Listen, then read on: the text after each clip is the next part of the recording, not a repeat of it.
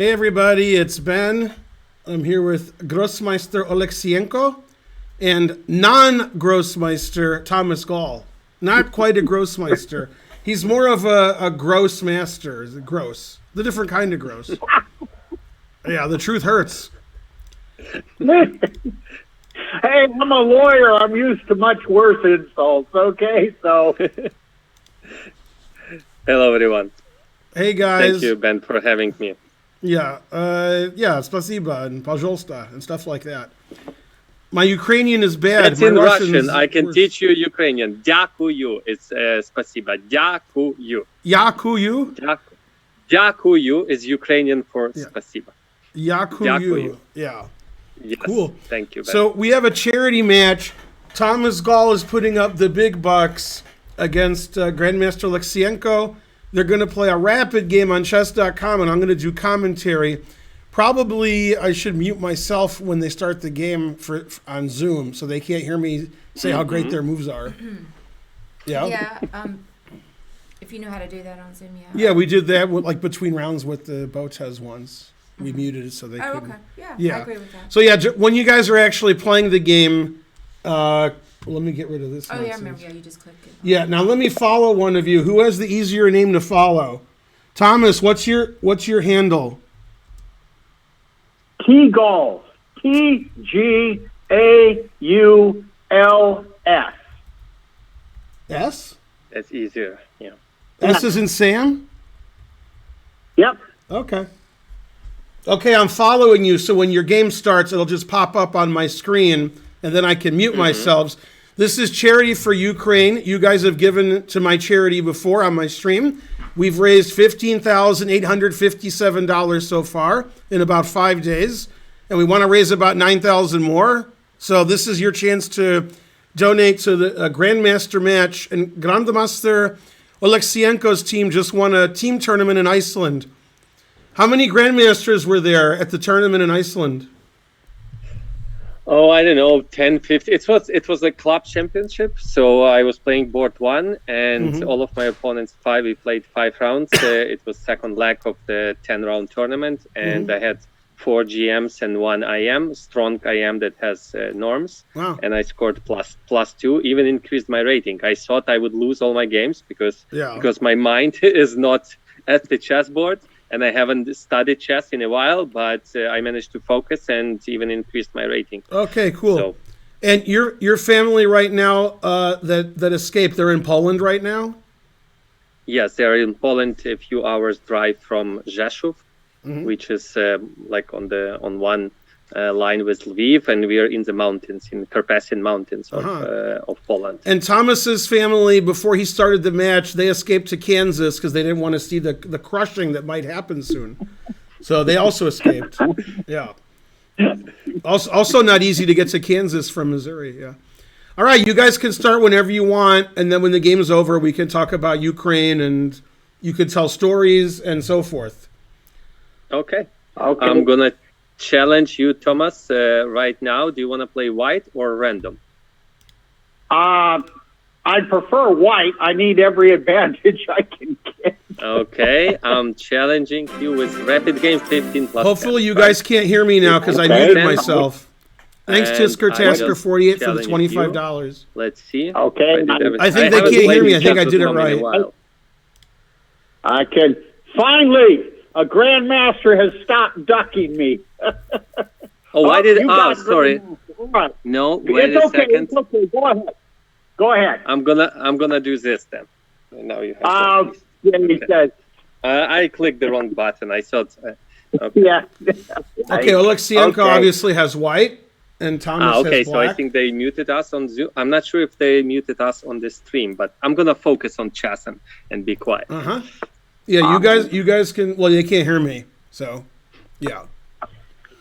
All right, so Oleksiyenko wanted to have the black pieces, but he made a mistake, so he just played A3, and that's the advantage he's giving his opponent.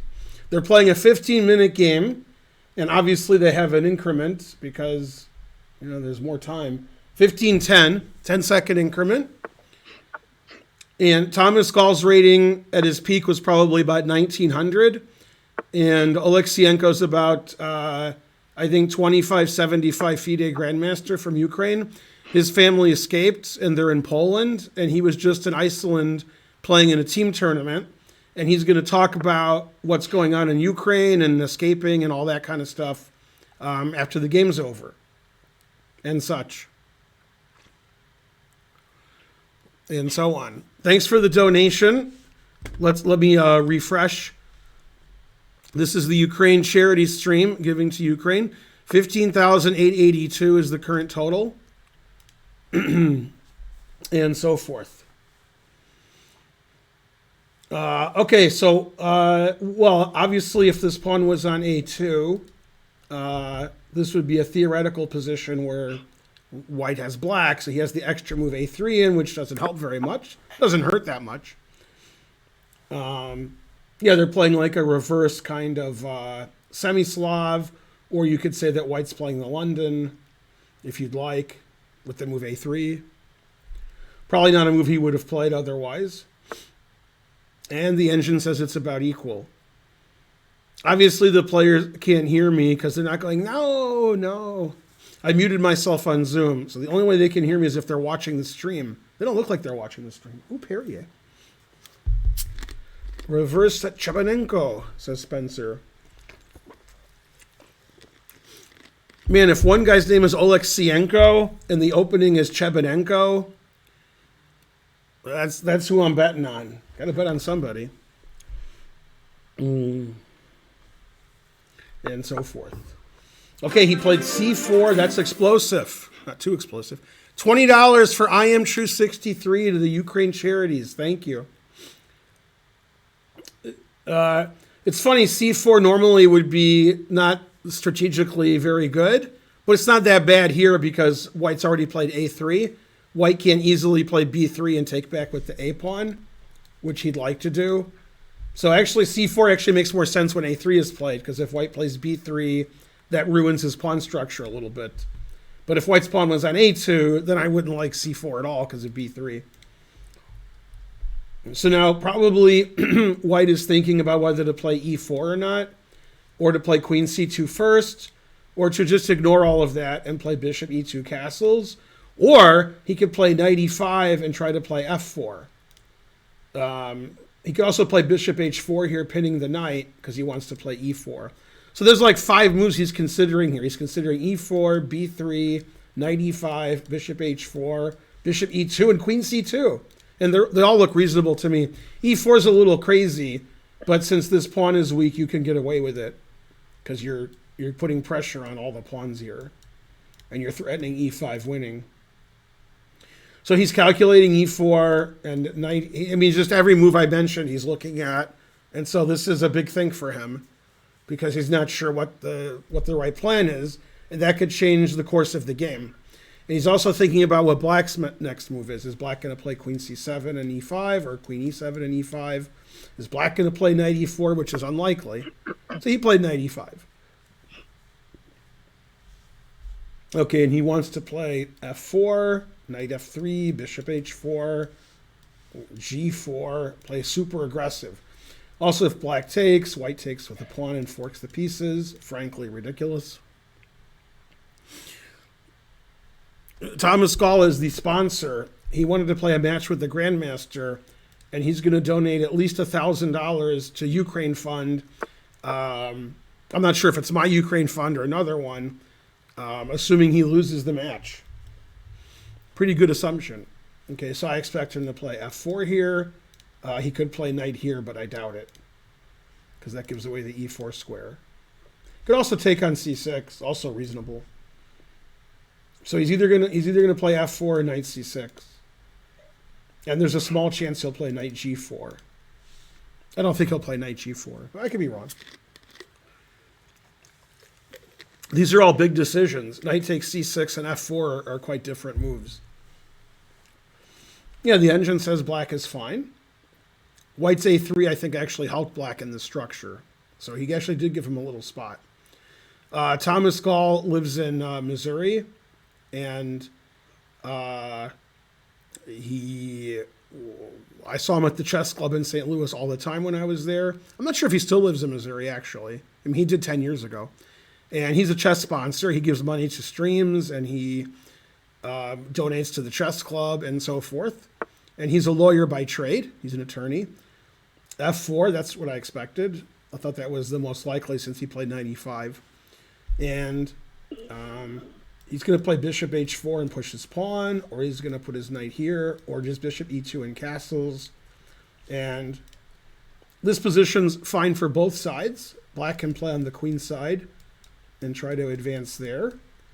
And he could also play knight d7, f6 and kick the knight out. And white's going to attack on the king side. And hopefully he'll get some attack and he won't get run over on the queen side. So far, Thomas is doing really well. Go, Thomas.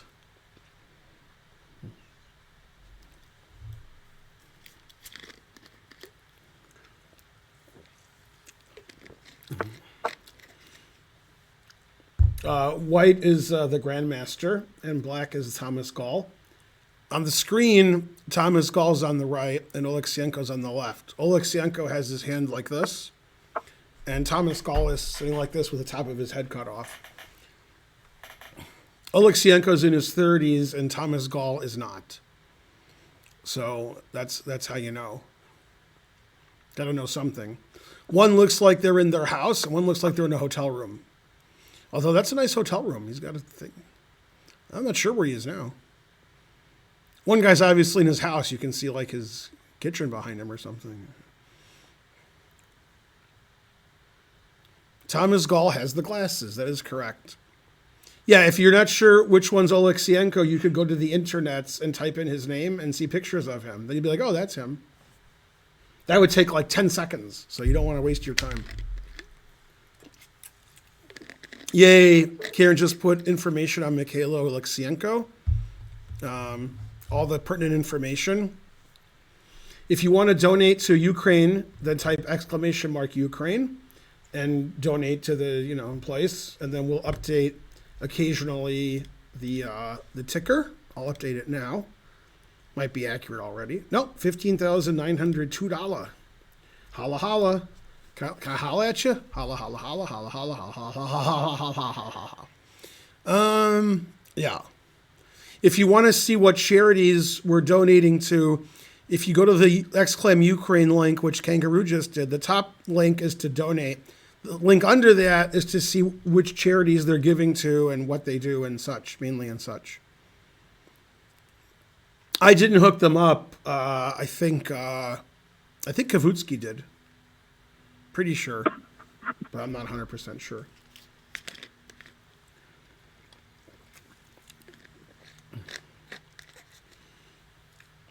Okay, so he played b5, bishop h4 I expected, and then bishop e7, and the engine says it's equal. Both sides playing very reasonably. Now, if Oleksiyenko was a checker player, he would certainly play g3 for obvious reasons. But I think this is chess, so I guess he won't do that. Although the engine says g3 is one of the top moves, because it defends the bishop, so when the knight moves away, there's no threat. But I would be surprised if he played that. g4, that's more of a human move. Not engine approved, but that's what we're playing for, is a kingside attack. Very exciting for the spectators.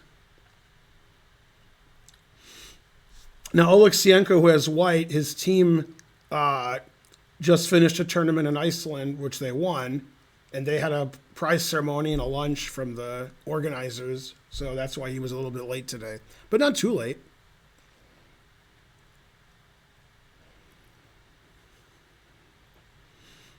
That's right. The chess.com handle is his picture, and it looks like one of them and not the other. Exactly.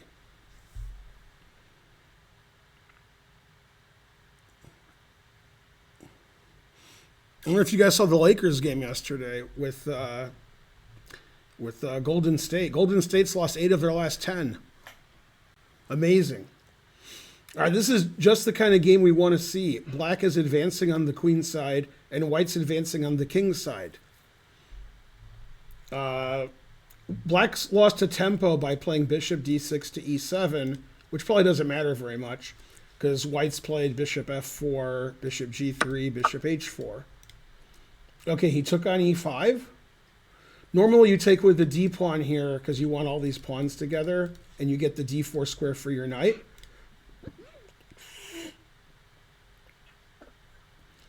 The engine says they're equally good, but I would be surprised if he didn't take with the d pawn. That's what I would do. Because you want all these pawns here, and you want your knight to go to d4. He might be worried if he takes with the d pawn that this knight could get to c5 somehow, but it can't go here. It has to play knight e4, I think.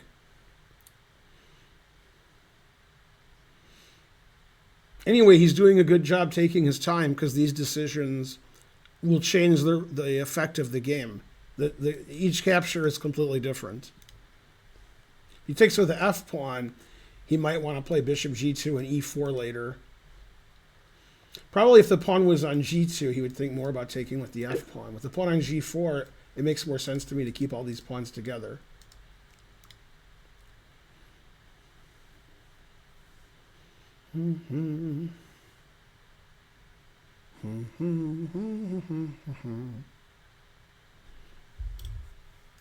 How many games are they playing? One. It's a one-game match.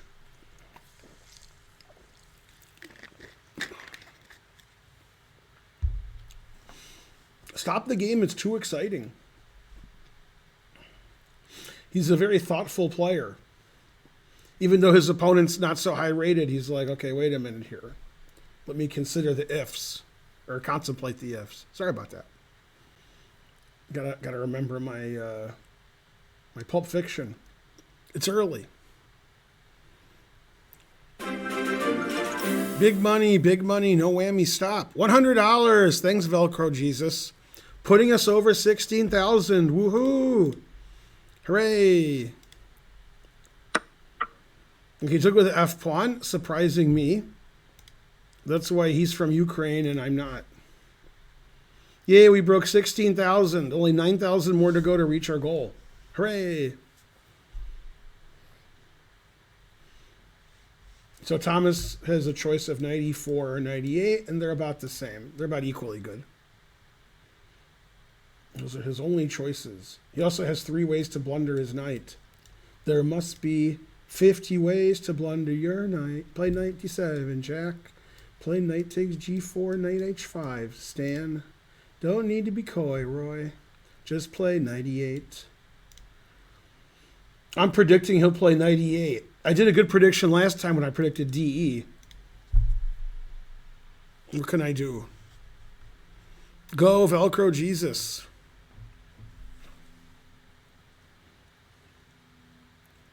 Anybody wants to donate 9,000, step right up. You guys can do it.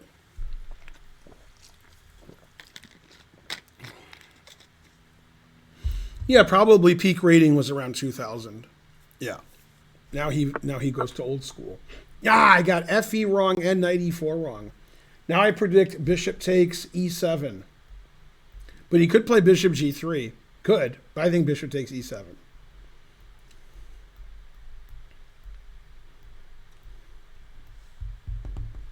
He did win connect 4. They both have connect 4. He's got this, and black has this. So these guys are either playing checkers or connect 4. I'm not sure. Now I predict queen takes e7. So he can either play h4, knight takes e4, or knight f3. I'm going to predict knight takes e4, which is the best move. What's the future of the knight on e8? It doesn't have a great future. That's why knight e4 is a little bit better. Could play g6, knight g7. Could play f6 or f5 and get his knight out somehow, getting rid of the e-pawn. You play f6 and get rid of the e5 pawn, and then I can go to d6 or f6. It's a blocked position in the center, so we don't need it too soon of a future, just a little bit of a future.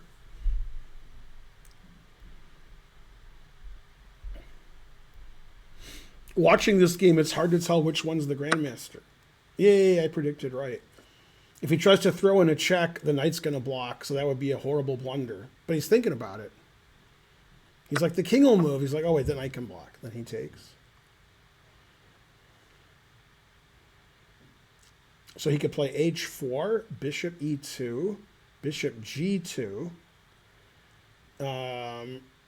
or queen d2. Yeah, here I have no idea what he's going to play. Black is doing fine here. The game's about equal, and black has 4 minutes more, so that's good. The upside of h4 is it stops queen h4 check, and you have more pawns further advanced on the king side, so you can get an attack later. h4, move the queen, move the bishop, castle queen side, or play king d2, and then keep pushing those pawns. But the main upside, I guess, is it stops queen h4 check. Probably not that worried about queen h4. You can play king d2. The center is completely closed. Black could open the queen side with a5 and b4, but there's a lot of trading going on, so maybe the king won't be so bad on d2. Yay, Master Chess Dojo's raiding with a party of 6. Hooray, my favorite number, 6. Go, Master Chess Dojo. Thanks, Kangaroo. Thanks for the raid. We got Oleksiyenko white playing Thomas Gaul black. If you're watching the screen, Thomas Gaul is on the right, and on the left is Oleksiyenko. Thomas Gaul has the glasses, and he's the older player. He's living in the Midwest, unless he moved, and he's about 1,800 right now. USCF. He's putting up a tough fight. You can see that Oleksiyenko doesn't look super happy.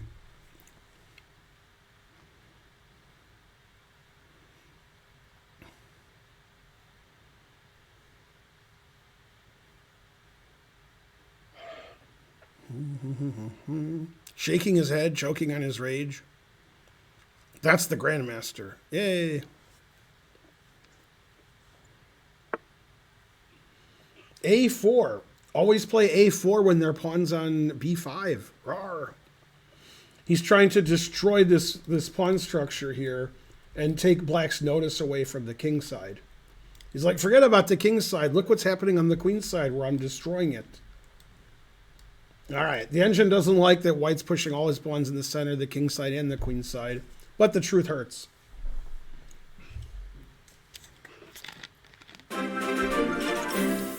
Big money, big money. $9.99. Thanks, Go Purple Birds. The Mass Open of 88 in Worcester. Go Worcester.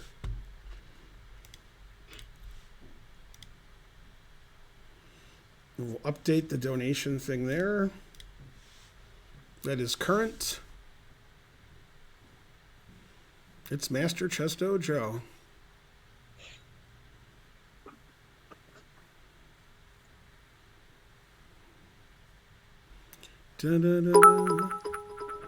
Putin and H. That's right, Scooby. Thanks for the pie. Pie.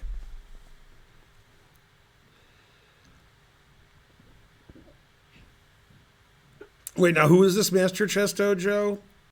You, Judy, and who else? What?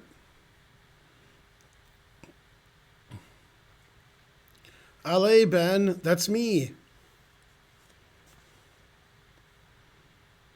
Man, I shared a room with Judy before you were born. Man. You and my driver. What? 1988. 88 sounds right. Yeah, now I don't know what to think. Is Putin the Antichrist? No, I think it's Doc Holliday's girlfriend in Tombstone. She's the Antichrist. Okay, so A4 was played, and he played Rook B8. And the engine says, boo, boo, this position's very difficult. You could take on A4, you could play F6, opening up the F file and attacking. You could play Bishop D7. The engine says all those moves give black an advantage, but it doesn't like Rook B8. Takes, because now this pawn's a goner, and this rook is excellent. Now he played check. King D2 is correct. Rook takes B5. Now white has an amazing move. We'll see if he finds it. A move that, yeah, and he did find it. That's why he's 29 million rated. B4, finishing black's attack against the king, threatening bishop takes c4. You can't take on passant because the rook is hanging. And now the king's pretty safe because the black pieces can't get to it. Conversely, these 3 pawns are not safe. So in this position, thanks Pegasus for the 100 centidues. Thanks Tisker Tasker for gifting a sub. In this position, obviously, hard to make the joke, I can't remember his name. If Mariotide was white, he would resign because his king's on d2. But the engine says white's winning. Confusing Mariotide. He's like, but the king's on d2. Boo, boo. And then the engine says, hey, that's weak, that's weak, that's weak. And nobody can ever get to the king. The only piece that gets to the king is that one. The other 3 pieces have no chance.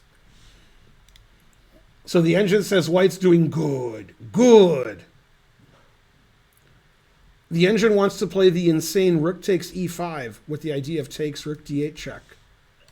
That's pretty cool. And then it says white doesn't take it, just takes this. Yeah, bishop's taking on b3, c4. The king's pretty safe on b3. Bishop c4, king here, Papa John's. Very exciting game. Yasser would love to have white here. That's correct. Yeah. I am confusion. That is correct. He's not confused. He's confusion. I think you're more like Confucius. Never play f6. So taking here is good and taking here is good. If I was white, I would take on c4. Queen e1's also good, getting rid of the black queen and, you know, making the king even safer. But I think he'll go here. The players don't have a lot of time left, but there is a 10-second increment, so that helps. Gaul is an endgame wizard. What? I think you're thinking of a Huguenot, not Gaul. Self-proclaimed Huguenot. Not sure what that means. Good Family Guy scene. Yay, I predicted a move right. This game is pretty interesting for a 17-something versus a grandmaster. This is like if I was playing white. All right, let's go hype train. Get off of level 1. Boo. Go to level 2.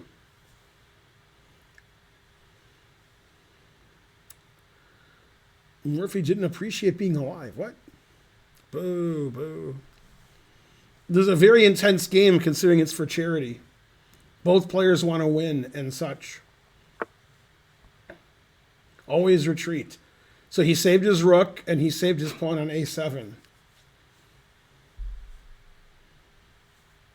So the engine says I can take it. I can play queen e1. Rook f1, which I don't think will be played, with the idea of queen takes, queen e2.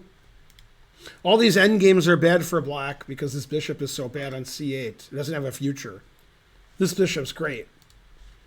So because of the weak bishop and the 3 weak pawns here, the engine wants to trade queens and then just says, it's the wrap it up button. Also, if the king's on b3, that's pretty safe. Then we can just play with our rooks and queen. Thanks, Bach. You'll be Bach. Hooray. Go Bach. Go hype train. Thanks for the gifted sub. Level 1 complete. I did play queen e1. Yay, Velcro Jesus gave 10 subs. Let me refresh this because this isn't working so good. After refreshing, it'll work so good. There we go. There's the hype train. Level 4. Someone give Purple Birds a sub. Do it. Okay, so the last 6 moves of the game have been taken over by the Grandmaster. He found really good a4, takes, b4, bishop c4, queen e1. And he went from worst position to it just says it's winning. It says that the main reason I think white's winning is white has this great bishop and black has the terrible bishop. I think that's the main reason. That bishop and again for Marriott today, I mean, that's just forever. The bishop's just terrible on c8. I mean, you can't play without a bishop. And getting it to a good square is difficult because your e6 pawn's hanging. Not sure why he didn't take the pawn on g4. I guess he was afraid of rook g1 and getting attacked.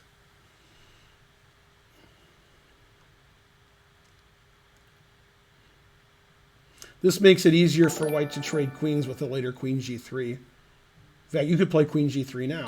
Okay, he took. That's engine-like. Might as well be up a pawn if you're going to be up a pawn. Rook takes. Queen g3. Yep. He wants to trade queens and go into the pawn-up ending, where his opponent has an isolated a pawn and doubled e pawns and a bishop on c8 that's terrible. It's hard not to trade queens. Queen h6 walks into g5. So this is going to be a queen trade, and then black is going to be saddled with these 3 pawns and the great terrible bishop on c8. Yay, level 5. That's the best level. Thanks, Panicked Pawns, for giving a sub to Purple Birds and for putting us on level 5. It looks like he's holding a phone. Okay, they traded queens. Rook f2 check. He'll play bishop e2. He's now worried about bishop a6 coming later for his pinned bishop because this rook is here. If I was black playing a blitz game, I'd play e5, hoping to do something here. But the engine doesn't even give that move. That's what I would do. After king e1, it doesn't do anything, but try. So white's up a pawn, and black, okay, e5. Yeah, white's definitely going to play king e1. And then, because he's a grandmaster, he can castle either way now. Yeah. Not even kidding. Yeah. For you beginners out there, remember that. When you get the grandmaster title, you can move your king and then castle. He might not pull that move because it's a charity game, but, he might. Oh, he just blundered. That's the first blunder of the game, losing material.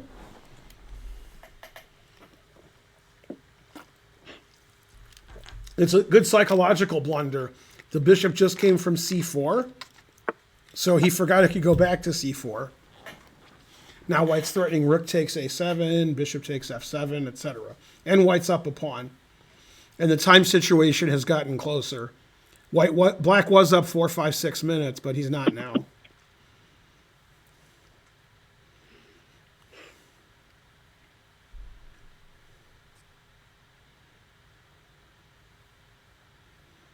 Now the facial expressions have changed. The grandmaster looks super confident, and the 1700 looks like a 1700. Choking on his rage. All right, there we go. Okay. Whew. Excellent game. Can you hear me? Thank you. Yeah, we can all hear you, and now you guys can hear me, right? Yes, we can. Yep. Yes, we can. Man, that was a tough game. Thank you. Really tough game. Oh my God, I was so nervous. Yeah.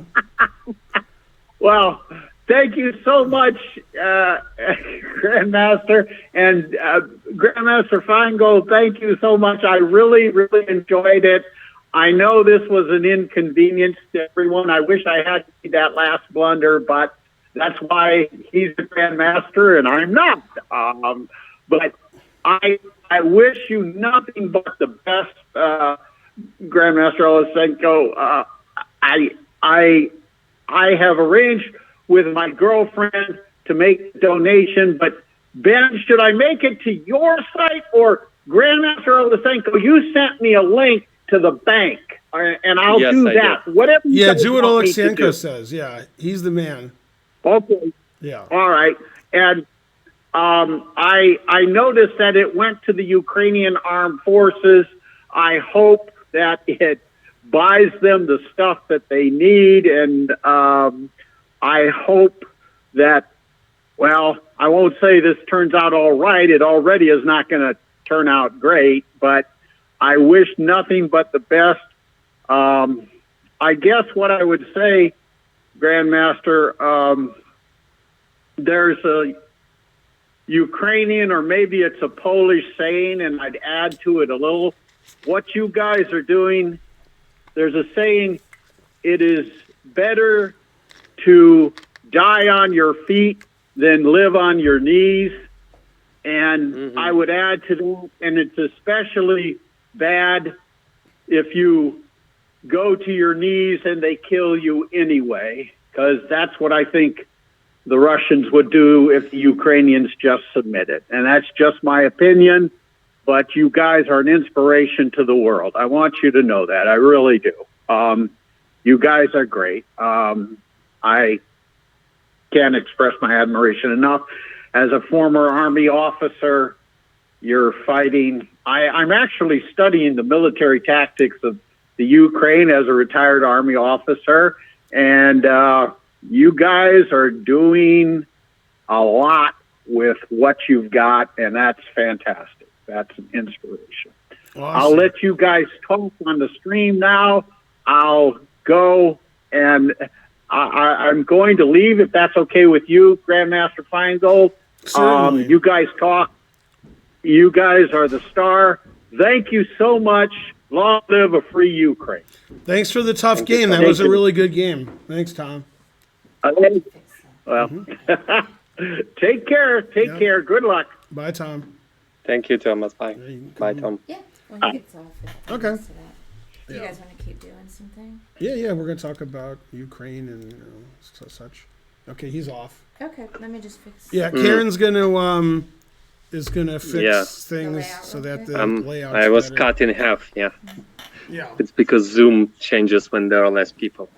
Yeah.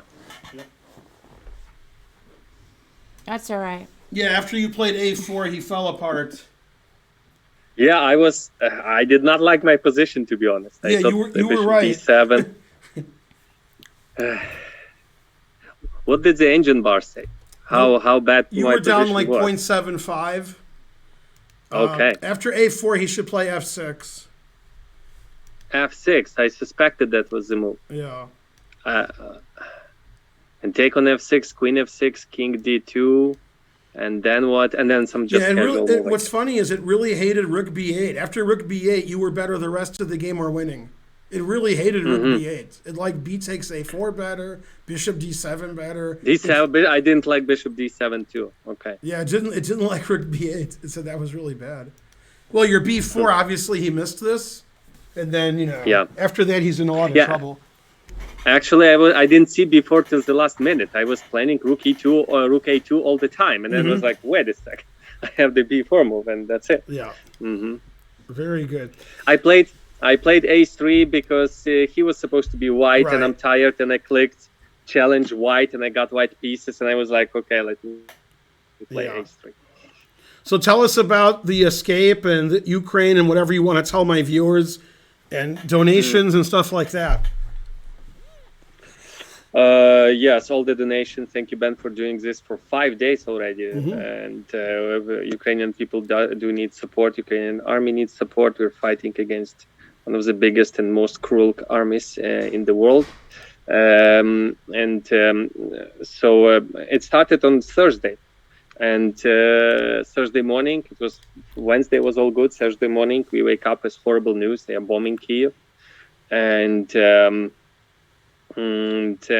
then on next day, we decided to leave because my grandfather lives. I'm from Western city, Lviv, Ukraine. So there are no military action happening in my city. Luckily, it's like the furthest point from what we call Mordor.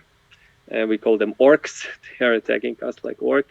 And so it's relatively safe. But once or twice or 3 times per day, you get like what do they call it? Basically, you have to go to the basement for indefinite amount of time because either a plane went into Ukraine and is headed in our direction, or a rocket was launched and they don't know where it's going to land. So they tell everyone to hide. And a couple of times we went to the basement, and I realized that even with this smallest inconvenience, it's with 3 children, it's like really, really difficult. And my grandfather lives in another city. He's 86. So we agreed that when something bad would happen, we would take him to Lviv. He likes to live alone. He's an autonomous human being. We just order food to him, and that's it. He takes care of himself. But then when the war started, the deliveries stopped working. Yeah. When he has other family in that city, they moved to the village because it's much safer in the village than in big cities, as you may know by if you look at videos and photos of Kharkiv, Kyiv, Chernihiv, Sumy, Mykolaiv, all big cities in the east and south and north. They are bombing. And so people moved to the village, so he was left alone. And so we decided to take him to Lviv, and then we decided to go to Poland and take 2 cars. So we barely packed anything, and went to the border. But there were there were very long queues, and we were 11 people in 2 cars. We have because one car had to so it's me, my wife, my 3 children, my car. And the other car is my mom with my stepfather, who's an American. He's 76, I think, 7, something like that. And my grandfather, who's 86, and my sister with 2 children. So it's like 6 people in that other car. And we are going to the border. And actually, my grandfather, when it's only this, there were reports for months now that Russia is going to invade Ukraine from foreign intelligence. And my grandfather, he told me he was very nervous. Every day he would read the news, what they are preparing, what they are doing before war. And he was so nervous all the time that he couldn't sleep. So he decided to just turn off the TV and don't listen to it. So we'll tell him if he needs something to know something. But what he requested was, can you please? He said something like, I know you may think I'm overreacting, but can you please make sure that all of you have valid passports to travel abroad? And then I was like, yeah, okay, my grandfather is overreacting, but I'm doing it for him. He's 86. I want to do whatever he's asking me. And all of my 3 children's passports were expired because they are valid only for 4 years. Right. And we did it in 2017. We did the passports because we got Europe waived the visa regime for us, so we could travel, and we decided to make the passports even though we never traveled, but we made our passports, and they were invalid in 2022. Right. And I went to the place, we requested new passports, and I don't know what would happen if we did. Okay, they would still let us in. The Polish government opened the doors. Right. They let people in even with national passports. Even if you have no document for a child, they still let you in. They open their arms, they open their houses. For us, you cannot wish for a better friend than Poland, which is for Ukraine right now. And so we made those passports, and they were lying in a shelf with documents. And turns out we needed it after all. So we packed ourselves in 2 cars. My car has a big trunk, but I have 3 children, so we had stuff to take. And their car is very little, my mom's car. And my sister's car had to stay in Lviv because her husband went to the army to defend Ukraine, and he still has some work to do. So he needed that car for himself, and as far as I understand. And and I called. I didn't know where to cross the border because I know that everyone would go to Poland because it's the closest country to us. And you just go to Lviv, and then you 50 miles, and you're in Poland from Lviv. And I called, but I understood that a lot. So nobody, not very few people were leaving. I think on Thursday. I was not ready to run immediately on Thursday, and so first of all, I want to say I use the word run, even though in my city there was not much horrors happening. Even though they did find some small bombs on garden places, and they found mines on the street. They left the mines, so they are not flying here, but they pay people money to do basically terrorist activities all over Ukraine so that we resign psychologically. And the only reason I could leave the country was because I was father of 3. So all the other men has to stay, and not necessarily they would get drafted, but they have to stay because somebody has to defend the country. Okay, let me interrupt you for a second. Yeah, we were told that people your age had to stay, but you're saying if you're a father of 3, you're allowed to leave? Yes, when President Zelensky introduced the martial law, there was no clarification about that. So there were actually no men no Ukrainian men could leave aged 18 to 60. But then there was a clarification that there are some exceptions. And one of the exceptions is father of 3 children below age of 18. Okay, cool. They can leave. There are some other, if you're like a lone father, or there are some very, very few exceptions. And they clarified that. And so until the last moment, I was nervous whether I'm going to go through, because, you can get... the last time I never served in the army. I never went to the army, so I know nothing about it. And I think I'm doing better job by just every day donating some money that I earn, and doing streams and TV appearances. Yesterday was just all days are smooshed together. Yesterday was the day before that. I was in Icelandic national television in this very shirt. This is traditional Ukrainian shirt, and just talking about Ukraine, and they told my story. So I got all my documents, and they let me through, and. So there I was in Poland, but the road was really, really difficult. A lot of people were. So it started on Thursday. On Friday evening, we were on the border. But the story was, at one point I got a panic attack, or at least that's how I diagnosed it myself. My body was shaking. I couldn't stop it. I had some ridiculous thoughts what I should do. But the reason was this one. We stayed more than two days, 50 hours in our car. That was our journey. So when we sat in the car, it took us 50 hours to get to the place that my family is staying, because a lot of people were fleeing Ukraine on Friday. And that was Friday evening, and we were there at Sunday late at night. Man, that's like Atlanta rush hour. Wow, that's slow. The first time I got terrified was when we were going to Uzhhorod, which is the south, not south, actually the most western point of Ukraine, behind Carpathians, and 100 kilometers before, 70 miles before, I'm translating into American North Sea system. 70 miles to the border, to the city, which is literally next on the border with Hungary and Slovakia.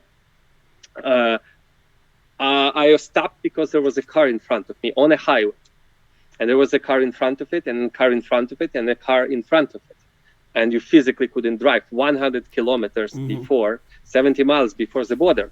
And at some point there were 3 lanes. So there were like our lane, we have 1 lane, and there are 2 lanes coming at us. People were already taking that lane. Right. And I was like, what is going on? And we were moving like with the speed of walking, like 4 miles per hour tops.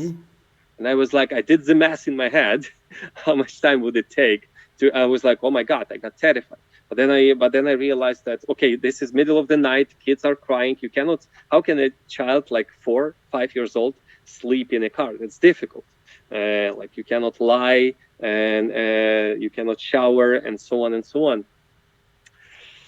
Oh, I'm reliving it as we speak. Yeah, this is terrible. Yeah. And but for a child, I went to some years ago. What do they call first aid training? How do you save a person in case of a crash or something? And they said you help children last. And I was like, what? That's so cruel. First you help adults, and then you go to a child that is not breathing, for example. And I was like, what? Why? You have to first they say women and children, right? But somehow the child is the last one to treat. And I was like, why is that? And the reason is that adult person can live without oxygen for a few minutes, 2, 3, if I remember correctly, and that's it. But a child can survive even after 5 and more minutes of not breathing. It can fully survive because its body is so strong, and it has so much capacity for life that you actually have some time. So for children, it was difficult, but they can take a lot. But my grandfather, who's 86, he was not drinking well. He was not. He needs to go to the bathroom like every 2 hours because of his age. But in a car, it was difficult. Wow. And then at some point, he was sitting all the time. He's used to walking. He's doing like for more than an hour every morning. He does workout. He does push. What do you call if you push yourself from the floor? Is it push-ups? Push-ups, yeah. Push-ups. Yeah. Yeah. So Yeah, he's sure. doing like 40 push-ups at the age of 86. So he's a strong old man, but he was sitting all the time, and I guess something went bad with the blood circulation and lack of water, and so he started having brain problems. So he started forget where he is, what we were just talking about 2 minutes ago, and I was terrified because I've broke my grandfather. Right, maybe he could have stayed, and maybe I were panicked. And then I read it was, I think, Friday evening, and I'm standing on this not even border yet, and I read that Biden said that either sanctions will stop Putin or World War III, and I got terrified because of that. And I have 11 people in 2 cars, 5 children. I took the responsibility to drive us all to safety. And my grandfather is feeling horrible. My kids are crying. Maybe it's World War III, and I got a panic attack. Yeah. I started shaking. Luckily, my wife helped me. She told me about some breathing techniques, and I managed to cool myself down. And so it was 50 hours in a car. And when we actually went to the border with Slovakia, it was like almost 2 miles of car behind the car behind the car. Yeah. So more than 400 cars, I suppose, in front of us. And they pass. I did the math because I'm a mathematician too, because I want to have a forecast. How long do we stay here? Is it like 10 hours or 50 hours? So the math was they from 5 to 10 cars per hour. And there were 400 in front of us. And I was like, oh my goodness. And the estimate was approximately right, because they gave there were a lot of people just walking through the border. There were buses with people going to the border, and then you can walk through the border, but you have no possessions. Then you have like maybe one bag. You have one bag. Women with children. The men were turned back to Ukraine, and luckily, we have a lot of men and volunteers that are ready to defend our nation. For example, a friend of mine, a father of 2, and he stayed and he went to the army. And they asked him, like, do you have any training? He said, no, I have no training. They say, no, we have people who have training ready to defend the country. We don't need your services. Then he went. We have this territorial defense, like every region has its own territorial, like not professional army, but people that can defend the territory in case of invasion. So he went there. They asked him, do you know how to shoot? Do you have anything? He said no. They say no, thank you. We have more than enough qualified people that are ready to join. And because we had this war for 8 years now.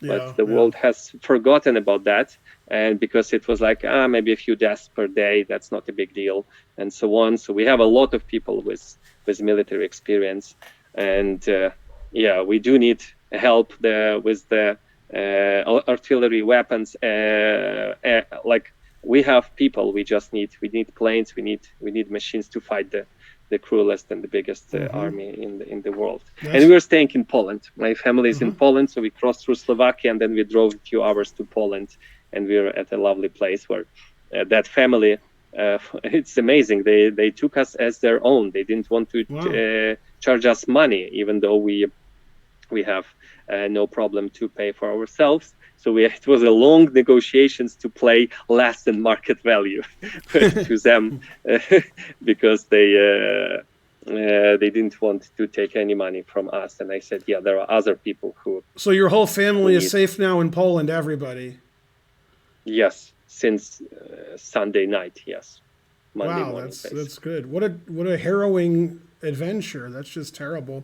A lot of people underestimate the humanitarian, toll that war takes on civilians who have nothing to do with the war, and this one country invading another, and it's not just soldiers fighting each other; it's civilians who are in harm's way, and getting out is not easy. And martial law, and he can't leave, and there's no water, there's no bathrooms. It's just terrible. Yeah, it's not a video game. Yeah, in video games, you just shoot and then you go forward and so on and so on. Yeah. It's no joke. People cannot leave Kharkiv, for example. It's really hard to leave. The trains, buses are booked, especially those people who don't own a car. Really, really difficult. And luckily, Poland opened up, and all the neighboring countries are letting us in, even without documents. And they are. Yeah, the amazing. world is listening, and I think there's a really good world response. Although, personally, even before it started, I wanted America and NATO to send troops there because I didn't want Russia to just come in and kill everybody. And the U.S. government doesn't want to send American troops there. What they're going to do, probably too late, is they're going to give, I think, a lot of weapons to Poland, and Poland's going to give them to the Ukraine. So they're like the middleman. But I wish they would do something. Let me thank some people who donated during your harrowing story.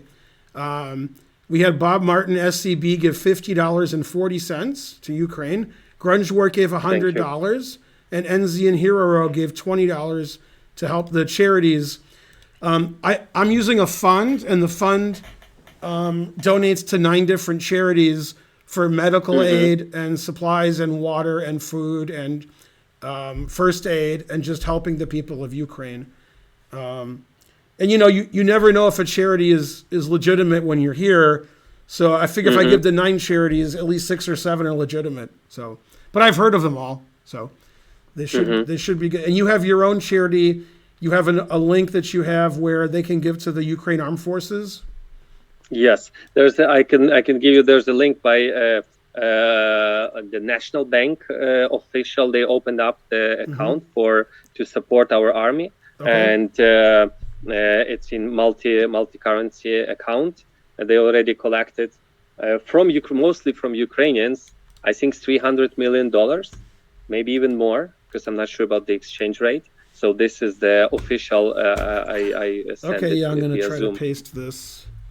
And there's also this one. This is the biggest charity fund in Ukraine that works in Kiev now, and they help our army or they help people in need. So these are 2 100% legitimate places where all your money would go to a good cause. Okay. Oh, I think I got rid of the. Well, I didn't get rid of it? Okay, I didn't. Good. Just a second. I'm going to... okay, the Save Lives Donate. Yes, this is the biggest fund that we have in Ukraine, and it's working 24/7. And I just put both links in. Thank you, Ben. So hopefully people can see that. Yeah. So there's 2 different links there. And you guys can also donate to those causes. Okay.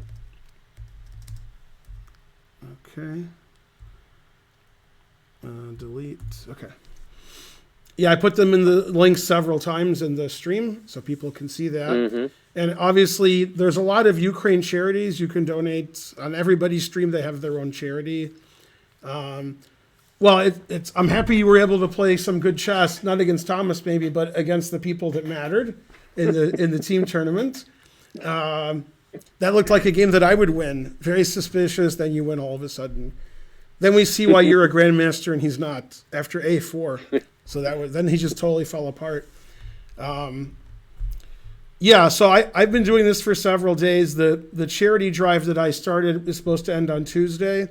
A lot of people who have given already, they can't keep giving and giving, but some of them do. So it's slowed down a little.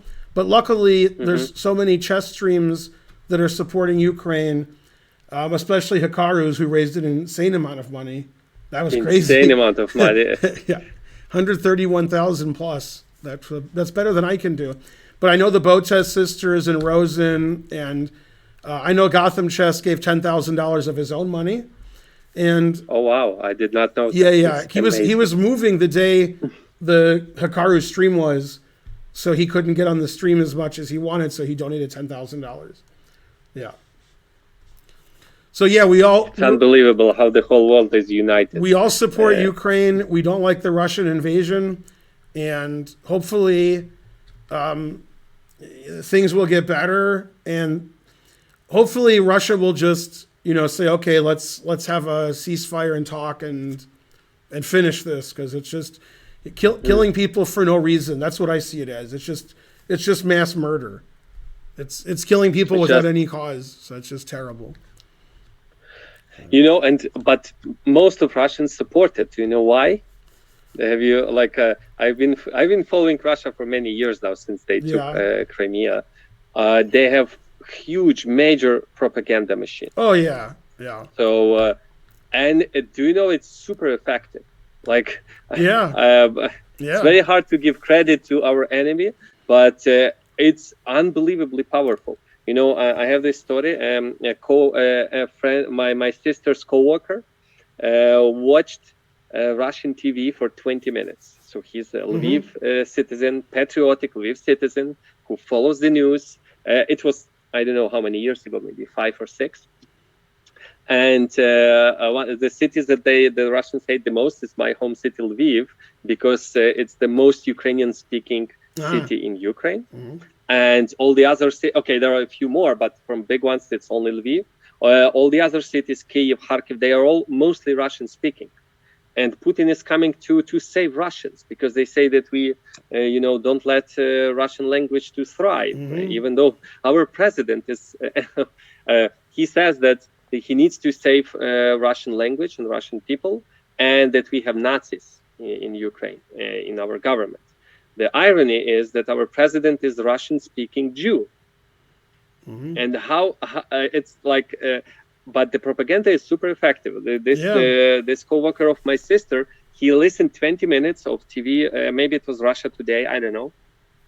And there was they actually talked about his home city, Lviv, that we have Nazis there, that we have swastikas all over the place. We've seen the propaganda here too, yeah. Yeah. But then he watched it for 20 minutes, and then he turned it off, and then he was like, maybe I didn't read the news recently. Maybe I missed it. Maybe he started having doubts after 20 minutes of watching that propaganda. And that's all they And then he was horrified.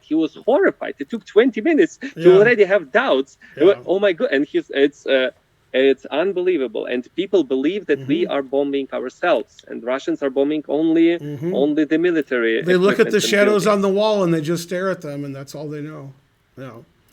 No, it's before you were born, there was a lot of propaganda, of course. So Putin's good at it. But I was in Russia in 1984 when there was very bad relations I was 14. And we were having a chess seminar at the Moscow Central Chess Club, and they'd give us some tours. We went to a stadium, and it was a big stadium. I don't know if it was for soccer, or I don't know. But it would hold like 30, 40,000 people, and it was very bland. It was not exciting. It was like, it looked like it was built 1,000 years ago.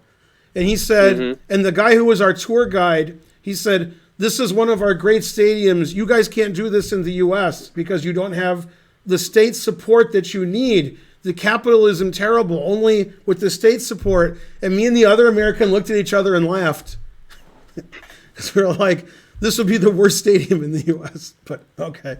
A story about stadiums. Brothers Klitschko, our boxers. Vitaly is the mayor of Kyiv now. Yes, Vitaly is mayor of Kyiv for many years now. He's fighting for Ukraine right now. And I watched a movie about them like maybe 10, 15 years ago. And in the movie, when they were teenagers, maybe it was early 80s. Hold on a second. How old are they? Yes, it was somewhere in the 80s or maybe early 90s. They went to USA for the first time. I think it was California. And their father, who passed away many, many years ago, he was a Soviet military man. And they came back home and they said about supermarkets. You know, you have like 15 types of cheese, and you have like grass and good roads and so on. They said what they saw. You know what their father told them? What's that? He told them, yeah, it's a special place where they take tourists from Soviet Union. Yeah. That's only there. They're specially designed, and everywhere else they are eating grass, they have no food, and so on, because TV told him so. And they were like, no, but we saw it. Like they tasted Coca-Cola for the first time. Yeah. It was like, oh my God, it's so good. And he was like, nope, it's just what's that one place. Like, you know, like North Korea does, but the opposite. He didn't believe. The Gregory Kaidanov, who lives in Kentucky, Grisha, his mother came to Kentucky, and they went to a grocery store, and she started crying. And this was in like early 90s. She was like, what is this? It's everything. And he's like, yeah. Kaidanov told me a lot of funny stories about that. How, you know, when he was in Russia, he'd wait in line, and he says, whatever they gave you, that's what you ate. He said, I ate different food every day. He says, now when I go to the grocery store, I can have whatever I want, but I just want Raisin Bran. So, all he eats is Raisin Bran.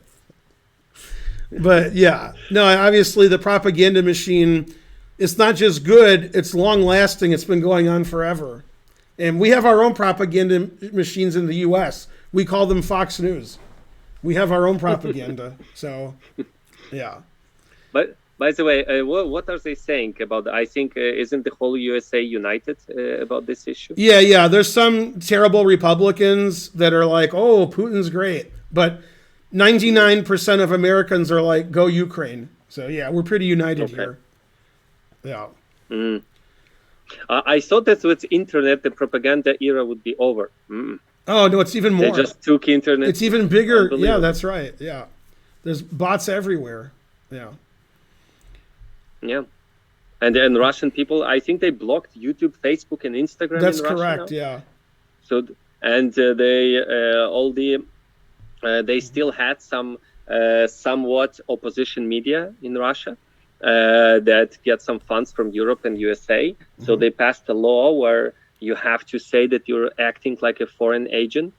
You know, like on cigarettes, they have like smoking kills, like big giant letters, so nobody can miss it when they take a pack of cigarettes. So that's what they forced them to do on TV channels, on the stations, like huge big letters below every new news article about they are acting as foreign agents because they get some funds from Western countries. And so they, oh my God, this is like a death mark or something. And now they passed a law that it's criminal activity to lie about Ukraine-Russia war. Which means tell the truth. The truth, yes. You cannot call it a war. Otherwise, they will not say that's a punishable, maybe a criminal offense. And so they can just talk about, refugees. They can talk about that, but they can never talk about that Russia lost already 10,000 people in war against Ukraine. And they are closing everything. They're turning Russia into North Korea too. Yeah, well, I hope it's over soon. I hope Russia decides to stop. Or when I say Russia, I mean Putin. It seems like a lot of the Russian people actually know what's going on and they're against it. But as you said, with the propaganda machine going, it's tough to convince a lot of the Russians that Russia's doing anything bad. It's very strange. Yeah, they did everything right since World War I would say. Yeah. They did everything right. And Stalin is a good guy. Did you know that? Yeah, I didn't know that, but yeah. Putin resurrected Stalin in some sense. When I was in Russia, Lenin was the big guy. When I was there in '84, everybody loved Lenin. Lenin everywhere, pictures everywhere of Lenin. Yeah, but Putin seems more like a Stalin guy. Yeah, Putin. Yeah, Hmm. he's harsh. Yeah. You Well, know you know what Russians have been saying since World War II, what's that? all these years. So the problem is when you win a war, you have no remorse. Most of countries have no remorse. You know, like, oh, I did something wrong here and there. We won. We're the champions. We did everything right. So what did we kill 10 million people as we went, including millions of Ukrainians with a hunger, No. designated hunger. And they never had any remorse for all the terrible things that Stalin did. So all the Western world is talking about World War II, never again, right? May 8th, never again. May 9th is not. Do you celebrate May the 9th, the Victory Day? I don't think so. It's not a celebration, right? Right. But in Russia, it's big celebration, and they say not never again. We can do it again. This is what they've been saying we can do it again, meaning go until Berlin and kill fascism. That's exactly what they are doing right now. They are killing fascism in Ukraine, but they are not going to stop there. If we don't stop there, they're going to go all the way. You know, Putin said that NATO should come back to 1997 borders, meaning that Poland and Slovakia and Slovenia and Latvia, Lithuania, and all these other countries should just be neutral, meaning that he can attack them at any point. Right. And I think the only way it stops is when Putin dies. I don't know what else could happen. I agree. Yeah. He would not say, "Oh, sorry, okay, sorry, my bad." Right. He doesn't Let's do take that. all here you go, your Crimea, your Donetsk, Luhansk, sorry. It will never happen again. It will never happen. No. It will never happen. He would not stop until, unfortunately, until something happens to him. Right. No, it's true. Yeah. On the other hand, I was always under the impression that even if he dies, the next guy would be also terrible. But I still have some hope because Germany overcame Hitler, right? And it's a perfect. No, I call Putin Hitler too. That's what I call him. Yeah, Hitler too. Exactly. Yep. But Soviet Union had Stalin, but immediately when he died, they had, I'm not sure what's the right word, de-Stalinization of the countries. They removed all the statues. They admitted to all the horrible things that he has done. Yeah. So I hope Russia in the nearest future, when he dies, will have de-Putinization of Russia. Right. That's well, my next only guy can't hope. be worse, at least. So. Yeah. And I hope now all the oligarchs and all the government of Russia understand that the guy went nuts, and when he leaves, the sooner he leaves, the better for all of us. I hope. I don't know. You know, they have Novichok. They have stuff they can use. That would be ironic. Yeah. If that would happen. Yeah, they're discussing now because obviously the U.S. buys a lot of oil from Russia, and they're discussing what to do about that. But we have to get NATO behind us and all of Europe and make sure that everybody is doing the same thing. But yeah, I hope. I mean, if that doesn't stop, then we're just supporting Russia. That's not, we're financially supporting them because we need that oil. But yeah, that's terrible. Yeah. Man, you must be busy. You're playing chess. You're on everybody's stream. You're on a different time zone. Yes, are you playing in the Reykjavik Open in a few weeks or no? They just invited me, but I think it starts in April. No, I think it's it's the beginning of April. Yeah. I did not have plans to play. I want to come back to my regular students. I have a book to finish, and I have a chessable course to finish. Although if I play like here, maybe I'll go to Reykjavik.